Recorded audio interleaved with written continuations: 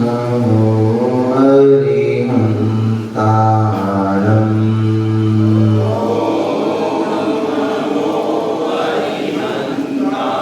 ॐ नमो सिद्धिसिद्धाणम्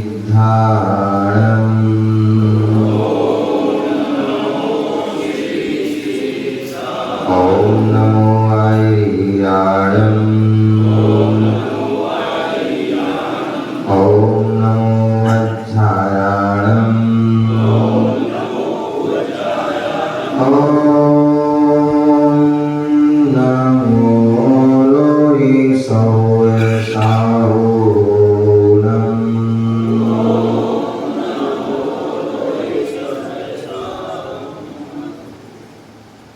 यदि चैतन्ये मुकुर्यभावाचिदचिता सर्वं भान्ति द्रव्ये वेदनलसन्तोपरहिता जगत्साक्षी मार्ग प्रकटन परमानुर्व्यो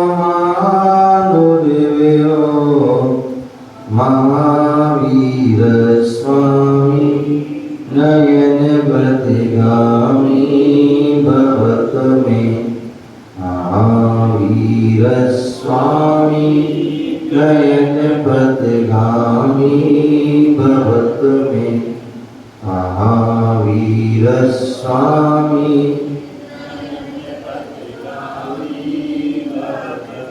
गुरुवापान्तिनो नित्यं ज्ञानदर्शननायका चारुताणो गम्भीरा मोक्षमार्गोपदेशिका मोक्षमार्गोपदेशिका मोक्षमार्गोपदेशिका।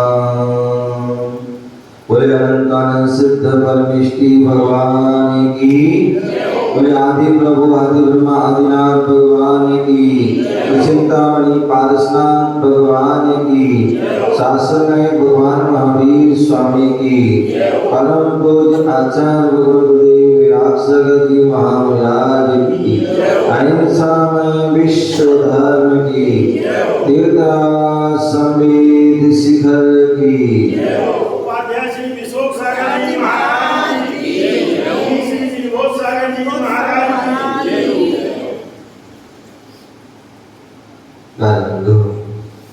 आज हम सभी भारत की राजधानी दिल्ली और दिल्ली में हम बुद्ध विहार महावीर विद्यालय बैठे हुए हैं। भगवान महावीर स्वामी का सम्मोहन लगा हुआ है और जो भगवान की वाणी करी उस वाणी को हम जानने का समझने का प्रयास कर रहे हैं। और यहाँ पर मेरी भावना के माध्यम से पंडित जगत किशोर गुप्ता जी वह जिनागम का सार वह हमें बतला रहे हैं। यहाँ पर हमने पहले छंद में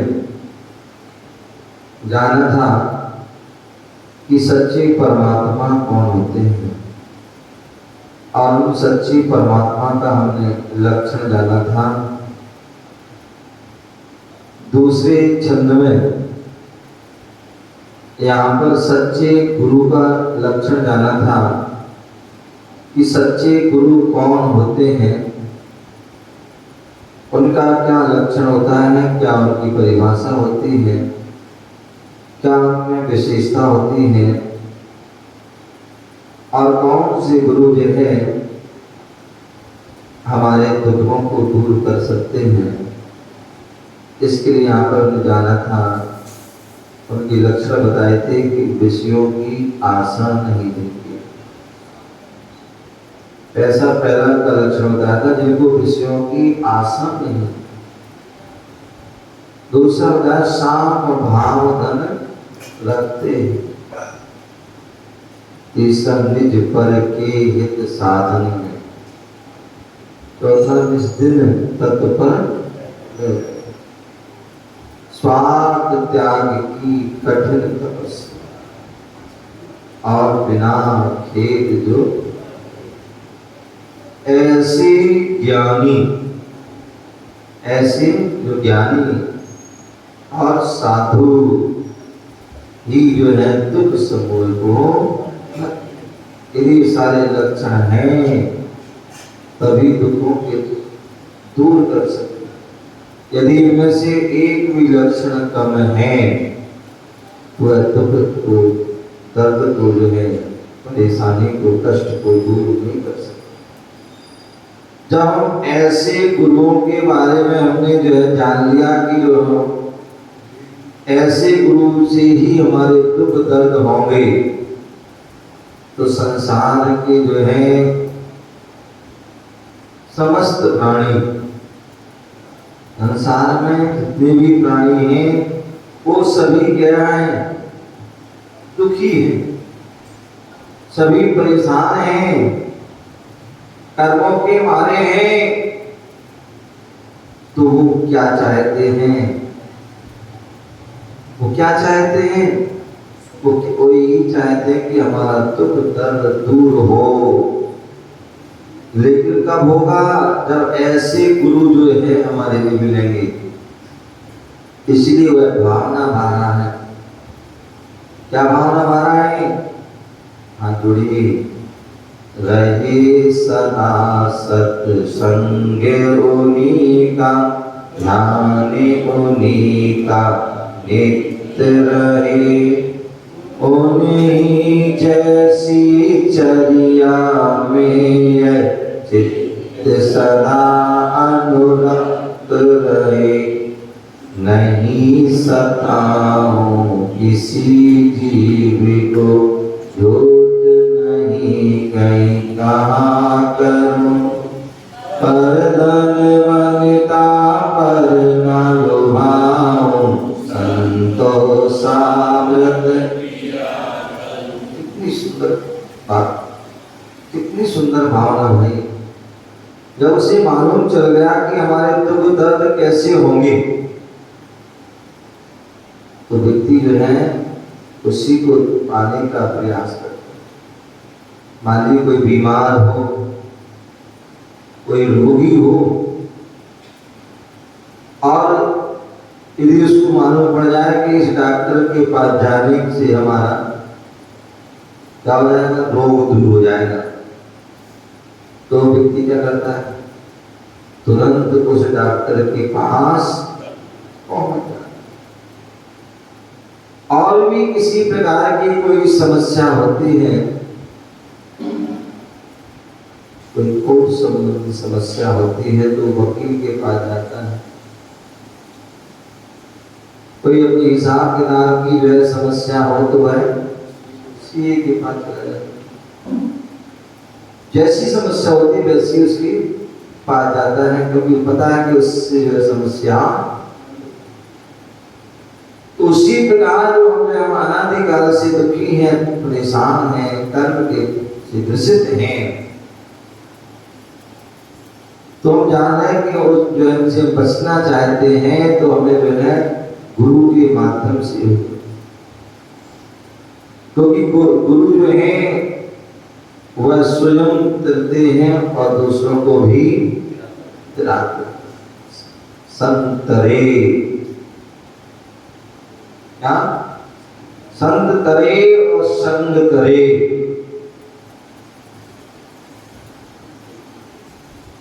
संत तरे, संग करे। जो संत हैं वो तो तरते ही हैं, और जो संतों की जो है संगति कर देता है वो भी। तो इसलिए आपको भावना पा रहे हैं, रहे सदा सत्संग। और भावना हमारा कि भगवान मुझे ऐसे उन सच्चे गुरुओं की हमें संगति प्राप्त हो, क्योंकि हम अनादि काल से कुसंगति को प्राप्त होते जा रहे हैं। कोटि गुरु आदि को से हम बहुत बार प्राप्त किया, एक बार जो है सत्संग, एक बार यदि सत्संग कर लिया होता तो हमारी सारी समस्या ही दूर हो जाती। क्योंकि किसी हमारे कवियों ने कहा है, एक घड़ी आधी घड़ी,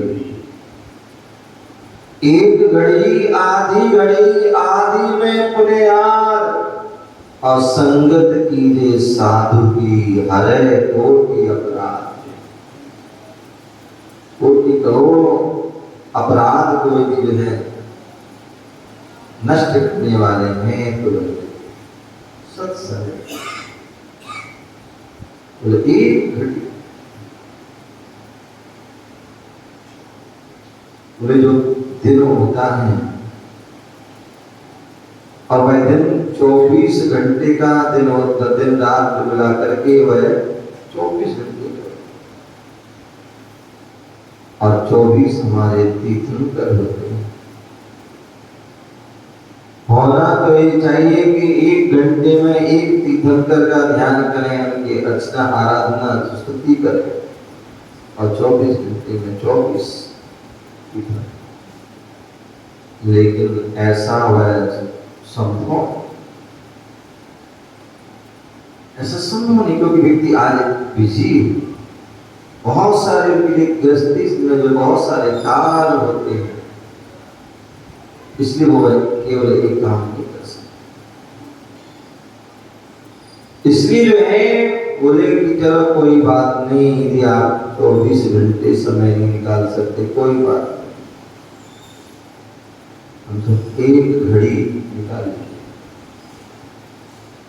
एक घड़ी निकाल लीजिए। और एक घड़ी कितनी की होती है? एक घड़ी जो है वो 24 मिनट की होती है। हम 24 घंटे नहीं निकाल सकते तो कम से कम एक घड़ी निकाल सकते हैं जो 24 मिनट की होती है। और 24 मिनट में जो है 24 तीर्थंकर को याद कर लो, 24 मिनट तक हम जो गुरुओं की संगति कर लेंगे तो भी हमारा कल्याण हरे कोटि अपराध। लेकिन कहते हैं कि बोले इस 24 मिनट भी समय कहाँ है हमारे पास, तो 24 मिनट का भी हमें समय नहीं मिल पाता है। तो कोई बात नहीं, तो एक घड़ी नहीं मिल रही है तो कम से कम आधी घड़ी कर लो। 12 मिनट में जो है 24 तीर्थंकर को याद कर लो तो भी तुम्हारा कल्याण। 12 मिनट में जो है अपने गुरुओं को याद कर लो, गुरुओं की संगति कर लो तो भी कल्याण। बोले माना इतना भी कहाँ समय में, इतनी बिजी लाइफ होती है, इतनी बिजी लाइफ होती है, भागम भाग सुबह से लेकर के वह भागम भाग चलता प्रारंभ हो जाता है। जब तक सोते नहीं है तब तक वह भागम भाग चलता रहता है और पूरा जीवन ऐसे ही निकल जाए भागते भागते। इसलिए किसी ने कहा है जन्म से लेकर मरण तक दौड़ता है आदमी, जन्म से लेकर मरण तक दौड़ता है आदमी, दौड़ते ही दौड़ते दम तोड़ता है आदमी, जन्म से लेकर मरण तक दौड़ता है आदमी। दौड़ना, जन्म लिया दौड़ना प्रारंभ हो जाता है और जब तक वो जीता है वह दौड़ता ही रहता, दौड़ते दौड़ते दौड़ते दौड़ते दम तोड़ देता है। किस लिए दौड़ रहा है? किस लिए दौड़ रहा है? केवल तीन चीज के लिए दौड़ रहा है। एक रोटी दो लंगोटी, तीन गज की है जमीन। एक रोटी दो लंगोटी, तीन गज की है जमीन। तीन चीजें जिंदगी में जोड़ता है आदमी। तीन चीजें जिंदगी में जोड़ता है आदमी। कुल तीन चीज जोड़ता है, रोटी, कपड़ा और मकान। और चौथी कोई नहीं, केवल तीन में ही जो है वह दौड़ रहा है। रोटी के दिन रात भाग रहा है, भाग और देखा जाता है जिसके पीछे भागता है उसको ही नहीं भोग पाता। दिन रात जो है रोटी के लिए पैसे कमा रहा है और फिर भी वह रोटी नहीं खा पा रहा। तो एक खा पाता, कभी वो भी नहीं खा पाता। और खाता भी है तो वो भी जो है रूखी खाता है। वैसे खा रहा है रूखी, बिना तीखी खा रहा, बिना नमक की खा रहा, बिना तीखी आदि खा रहा, क्योंकि अनेक प्रकार की लोग बीमारी लगी है। तो ऐसे वो उसी प्रकार कपड़े के लिए, आभूषण आदि के लिए वह, लेकिन उसको भी वह नहीं है। और मकान के लिए वह लगा रहता है। लेकिन वह तीनों पूर्ति जो है वास्तविकता उसमें संतोष के लिए, उसमें ही पूर्ति जो बात, एक वो कुछ लिया मकान, वो मजा नहीं है, फिर दूसरा, फिर तीसरा आदि कर एक पूरा ऐसी बदल। तो हम बोल रहे हैं कि जो है और इस समय का एक घड़ी 24 मिनट भगवान को गुरुओं की संगति के लिए 24 मिनट नहीं कर सकते तो 12 मिनट कर लीजिए। और यदि 12 मिनट नहीं कर पाते तो बोले 6 मिनट कर लो, आदि में पुण्य। इतना भी कर लिया तो भी तुम्हारा कल्याण हो जाए। 6 मिनट 24 मिनट 6 मिनट गुरुओं की बात है, लेकिन वो भी समय महाराज बहुत बिजी हैं। बोले और थोड़ा कम कर दो, आप तो बड़े दयालु, बड़े कृपालु हैं, हमारा उपकार हो जाए। बोले ठीक है, यदि आप 24 मिनट नहीं कर पा रहे तो 12 कर लीजिए, 12 नहीं कर पा रहे तो कम से कम 6 कर लीजिए। और यदि 6 भी नहीं कर पा रहे तो कम से 3 मिनट कर लो। 3 मिनट में भी 24 मिनट करा, 3 मिनट गुरुओं की संगति करो तो भी तुम्हारा बड़े महाराज बहुत बिजली है, बिल्कुल समय नहीं मिलता है। ना बच्चों के पास बैठ पाते हैं, ना जो पत्नी के पास, ना माता पिता, कुछ भी। एक बार एक व्यक्ति आए मेरे पास और मैंने उनसे पूछा, डेली आते भी मंदिर में नहीं आते? बोले महाराज टाइम नहीं मिलता, समय नहीं मिलता। मैंने बोला कितने बच्चे तुम्हारे? बोले कितने बच्चे? मैंने कहा बोले तुम्हारा 2 बच्चे। मैंने कितने बड़े हैं? बोले एक इतना और एक इतना। क्या? बोले एक इतना और एक इतना। मैंने क्या कह रहा भाई? बोले क्या बोला? बोले हाँ महाराज। मैंने कितने बड़े हैं? बोले एक इतना और एक इतना। मैंने इतना और इतना तो ठीक है। क्या? इतना और इतना तो ठीक है, लेकिन इतना और इतना ये क्या है? बोले क्या करें महाराज, बहुत बिजी रहते हैं। क्या? बहुत बिजी रहते हैं।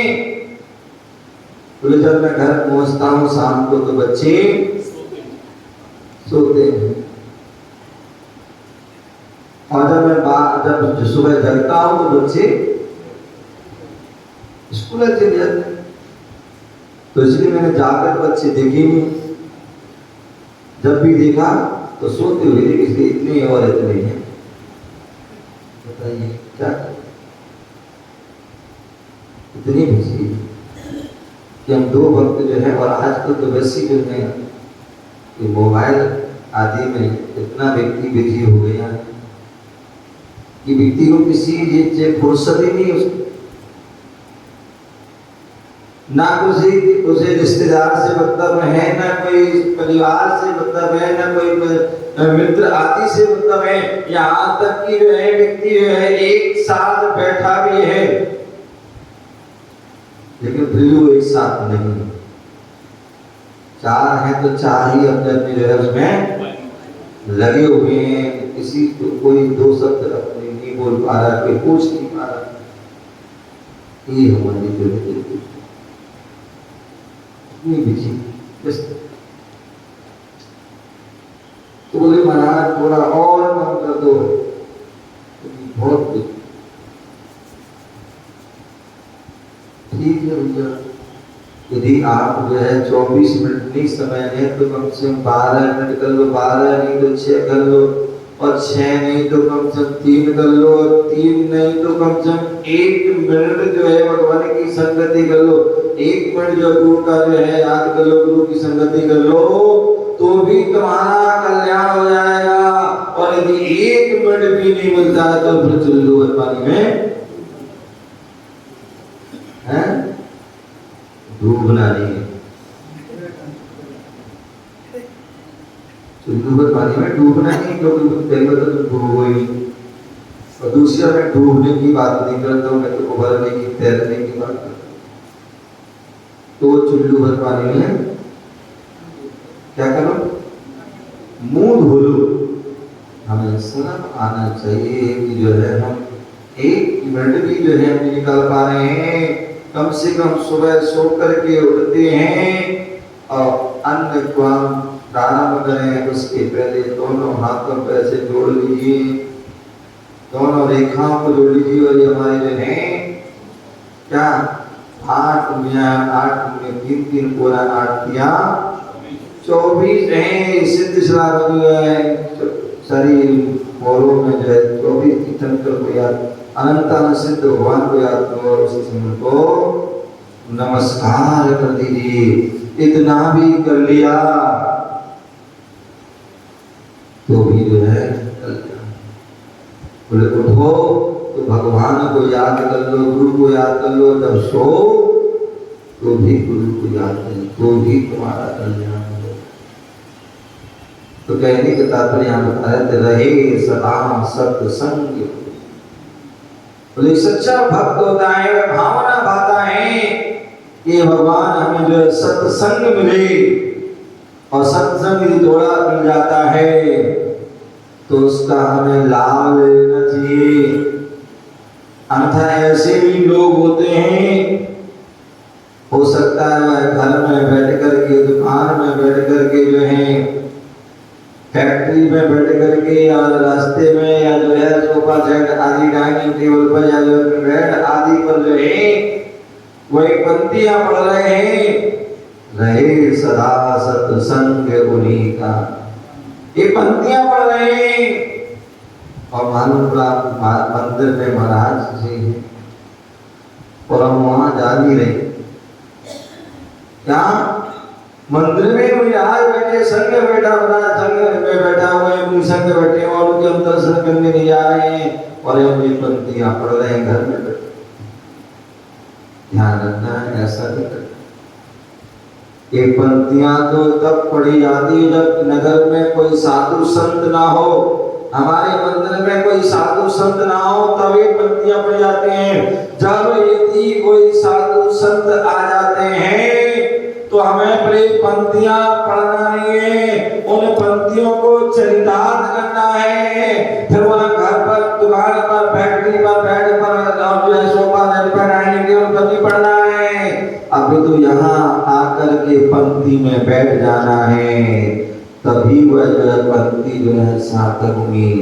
अन्यथा हम जिंदगी पढ़ते रहे जब संगति हमने कर नहीं पाई तो वह पंक्ति भूल रही सदा से। हमें सत्संग, आज हम संसार में भटक रहे, दुर्गति को प्राप्त कर रहे हैं, उसका कारण है कि हमने एक बार ही संत पुरुषों की, महापुरुषों की, तीर्थंकर भगवंतों की संगति नहीं की। अन्यथा ये थोड़ी सी भी संगति कर लेते तो उसका असर आपके पर होता। दीपक जी, जैसे आपने जो है एक हाथ में जो है कोयला लिया और एक हाथ में जो है चंदन लिया, क्या एक हाथ में जो है क्या लिया, कोयला लिया और एक हाथ में चंदन लिया, थोड़ी देर में दोनों कर दिया, लेकिन क्या हुआ, जिस हाथ में आपने कोयला लिया था उस हाथ कोयले की संगति से क्या हुआ, कोयले की संगति से हाथ जो है काला हो गया। कितना भी साफ लो फिर भी कुछ ना कुछ कारण से बनी रहेगी। लेकिन जो है दूसरे हाथ में आपने जो है चंदन का क्या किया था, संगति की थी, और चंदन की संगति की थी, उसके बाद चंदन को अलग कर दिया, उसको धो लिया, साफ कर दिया, लेकिन फिर भी उसकी खुशबू। उसी प्रकार हम सत्संगति करते हैं तो उसका असर रहता है, और कुसंगति करते हैं तो उसका असर रहता है। यदि हम भोगी व्यक्ति की संगति करेंगे तो हमारे अंदर भोग, विषय, वासना की जो है भाव रहेंगे, और यदि हम योगी की संगति करते हैं तो हमारे अंदर योग को धारण करने की, योग को वश में करने की भावना। एक जो है धर्मात्मा व्यक्ति की हम संगति करते हैं तो हमारे अंदर धर्म के भाव होते हैं, और एक जो है धर्मात्मा व्यक्ति की हम संगति करें तो हमारे अधर्म करने के भाव होते हैं। एक व्यक्ति के जो है पापी व्यक्ति है, हिंसक व्यक्ति है, चोर व्यक्ति है, कुशील व्यक्ति है, जो 5 पाप से सहित है, ऐसे व्यक्ति की संगति करते हैं तो हमारे अंदर पाप, जो पाप से हम ग्रसित होता है। और यदि हम किसी व्रती की संगति करते हैं, पुण्यात्मा जीव की संगति करते हैं, संयमी व्यक्ति की संगति करते हैं तो हमारे अंदर जो है संयम को धारण करने के भाव होता है। क्या होते हैं? संयम के भाव। कोई शराबी व्यक्ति की संगति करेगा तो कितना भी व्यक्ति बचने का प्रयास करे, एक ना एक दिन उसको शराब पीने के भाव आ जाते। कोई मांसाहारी जीव की संगति करता है तो वह जो है मांसाहार करने के उसके भाव होता है। चोरी की संगति करेगा तो उसके चोरी करने के भाव आ जाएंगे। जैसी हम संगति करते हैं वैसा ही असर। एक जो है आकाश से जो है पानी की बूंद गिरती है,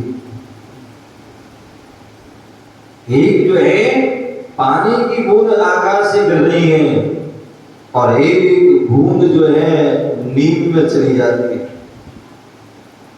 और एक बूंद गन्ने के वृक्ष में। दोनों ही का अंतर असर क्या होता है? नीम में जाने से जो है वह क्या हो जाती है?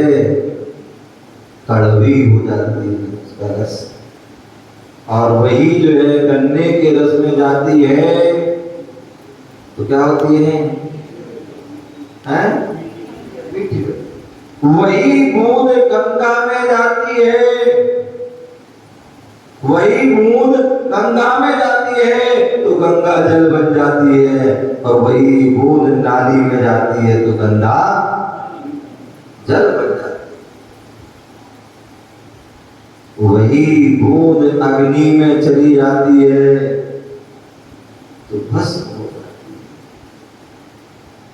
और वही नदी में चली जाती है, नदी में चली जाती है तो वह जो है नदी समुद्र आदि का रूप धारण करती है।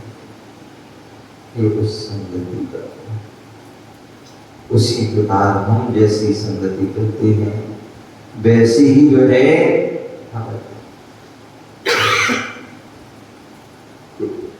जो हम सुबह से लेकर के शाम तक जैसी हम संगति करते हैं वैसे ही क्या होता है, हमारा मन में, हमारे ध्यान में क्या रहता है, वही भी आचरण। यदि व्यक्ति कोई व्यक्ति भोजन के बारे में सोच रहा, भोजन की बना रहा है, भोजन दिन रात भोजन की क्रिया कर रहा है, तो उसका ध्यान भी कहाँ रहेगा, भोजन। दिन रात में है विषय भोगों की क्रिया कर रहा है तो फिर उसका ध्यान भी वही है।